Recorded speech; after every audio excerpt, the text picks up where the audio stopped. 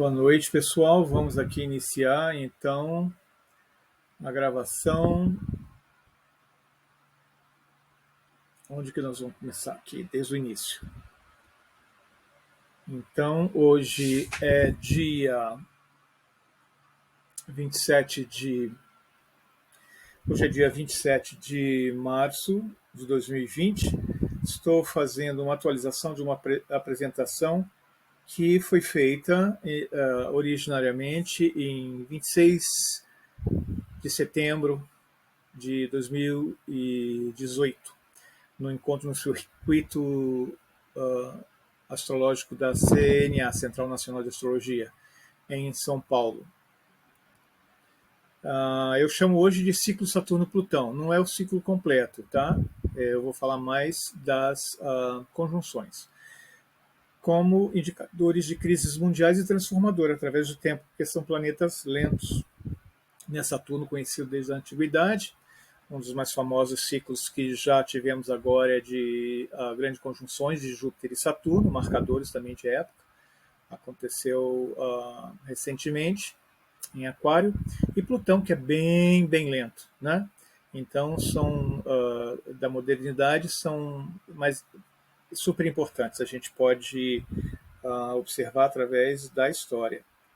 Quero mostrar aqui, esse era a apresentação do Circuito Nacional de Astrologia. Foi de 28 de setembro, 28.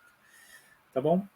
E era chamado o tema principal, Ciclos Astrológicos dos Deuses da Mudança. Astrologia mundial, basicamente, né? Então eu escolhi Saturno e Plutão, mas era uma conjunção tríplice, com Júpiter também, em Capricórnio. E eu pensei todo o simbolismo de Saturno, de Plutão, de Júpiter, como a pedra, o aço, a lava, a fome e a fartura, fortuna versus misérias, passado e presente, a roda da fortuna gira novamente, pensando sempre nas guerras mundiais, enfim. Não é? A gente estava prevendo, você vê que foi 2019, uma grande crise mundial de ordem estrutural e econômica, mas foi totalmente imprevisível a questão sanitária da pandemia, o que não era desconhecido do grande astrólogo francês André Barbeau, que deixou num livro de astrologia mundial sobre esse ciclo que ele estudou, pesquisou, e também ficamos sabendo que o grande astrólogo europeu, eu sempre esqueço a origem dele, da Hungria ou outro país, mas que ele morava no Uruguai, Boris Christoph. Ele também deixou escrito em algum lugar sobre a pandemia em 2020. Tá? Então, os instrumentos estão aí. Se falham, não é por causa da técnica da astrologia, é por causa da tradução dos símbolos, né? Por todos nós que estudamos. Aqui eu quero colocar uma música, tá bom? Para que vocês possam ouvir a trilha sonora que me inspirou a fazer esse trabalho, né? Se chama Carmina Burana, a Fortuna é uma das músicas. A Carmina Burana são canções de Beuren, acho que é um lugar, um mosteiro, um lugar na Alemanha. É do século XI, do século XII, e tem musical, tem dança, tem filme a respeito, e eu sugiro para quem não conheça poder pesquisar lá no YouTube e ver as coisas fantásticas. Aqui está a tradução em português, mas tem o original, vocês vão ver que é em latim, né?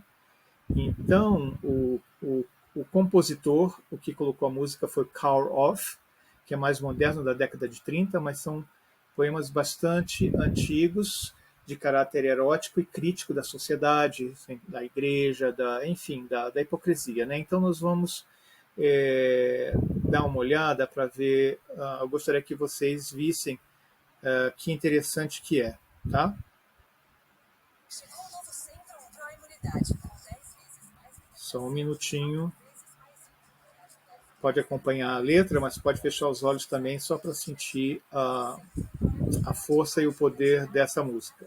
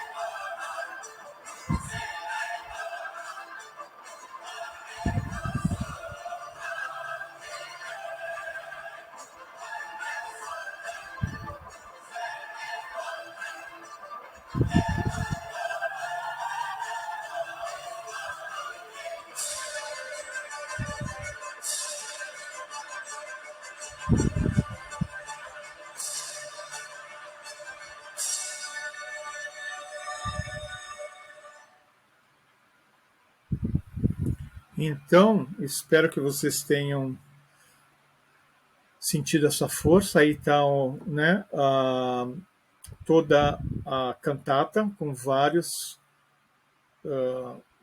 poemas que foram musicados. Não é? Eu mostrei só uma delas, uma das mais conhecidas, mas existem várias outras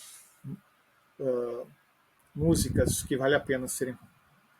Eu quero começar por Júpiter, né, que é a prosperidade e fortuna, que acho que todo mundo adora na astrologia. Júpiter, principalmente quando ele está transitando num signo em que ele tem uma dignidade planetária, como, por exemplo, Peixes, que ele está agora, a dignidade noturna, porque ele rege junto com Netuno, e em Sagitário, signo de fogo. Júpiter é uma figura, né? Ele representa, na teoria dos 4 temperamentos, o elemento ar, né? Por causa do temperamento sanguíneo, que é essa coisa de festa, de fartura, comida, bebida. Então, quando ele transita em outros signos em que ele não está confortável, existe uma crise ou desafios para se adquirir essa prosperidade e fortuna. Por isso a roda da fortuna ela gira porque conforme os trânsitos planetários de escassez e de abundância, Júpiter e Saturno, as pessoas individualmente, coletivamente, com a família, não é, com aquela tradição do sobrenome, na cidade, empresários, enfim, indústrias, a gente vê isso nos jornais, vê em filmes, na literatura, que é um sobe e desce, a roda da fortuna, né? Às vezes a gente está no alto, às vezes está embaixo. Isso é muito característico, já tem estudos sociológicos com muitas pessoas que ganharam milhões na loteria acabaram perdendo praticamente tudo, né? Porque a roda da fortuna continua girando, né? E isso mostra através do tempo, às vezes longos ciclos, né? Que um partido político, uma religião, uma ideologia, um país do mundo, não é? Um reinado, tá? Um império está por cima e depois eles caem em decadência, fica por baixo. Assim a roda vai. A Carmina Burana fala muito disso, porque eram aqueles, né, fala daquela coisa bem jupiteriana, de orgias, do abuso sensorial, hedonista, né, enquanto criticavam a seriedade, da igreja e da política e da hipocrisia né, dos reinos. Então, é bastante interessante. Tem um trabalho, a minha colega Consuelo me passou, depois eu vou ver a fonte, eu tenho em escrito, mas não tenho link, em que é um trabalho acadêmico aqui, de uma, acho que professor doutor em São Paulo, que fez essa pesquisa com a parte histórica da carne burana, que é muito interessante conhecer, é uma fonte cultural incrível. Tá? E depois que a gente passa dessa fase de bonança, né, que é Saturno, Sagitário, casa 9, a gente vai chegar até Cronos, Saturno. Né? Cronos era chamado na Grécia, Saturno em Roma, deus romano, que estava sempre ligado a coisas, infortúnios, a morte, a miséria. Ali tem um símbolo, né, do próprio Deus ali, ó, duas figuras do Deus Cronos, né, devorando os seus filhos, e depois a esposa salva o mais velho que cresce longe, né, colocando uma pedra no lugar do bebê que ele engole, e o Júpiter é justamente o Júpiter, né? Então tem essa briga de pais e filhos, né, de gerações muito, sabe, da tradição e da modernidade, enfim, né, do simbólico e do concreto. A gente vê Júpiter e Saturno estão bem claros nas fases das artes, né, que se sobrepõem em sequência, não é tanto na música quanto na literatura, na pintura. A gente tem o classicismo, o realismo, que é mais saturnino, mais sóbrio. Depois a gente tem o barroco, e depois a gente tem o romantismo, que é bem típico jupiteriano, e assim vai. Quer dizer, está bem expresso na nossa sociedade. Então, olha, essas imagens que eu peguei na internet mostra, não é, imagens de sonho, imagens do medo, do subconsciente, tem um aspecto psicológico, você que se expressa pela arte. Eu acho fantástico essa união da arte com a astrologia. Bom, eu acredito que eu vou fazer uma parada aqui para ver se a gravação está correndo conforme. Não vou gravar tudo, né, gente? Então deixa eu ver aqui como é que eu faço para parar.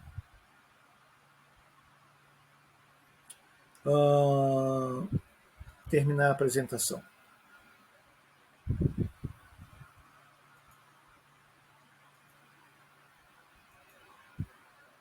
Continua ali.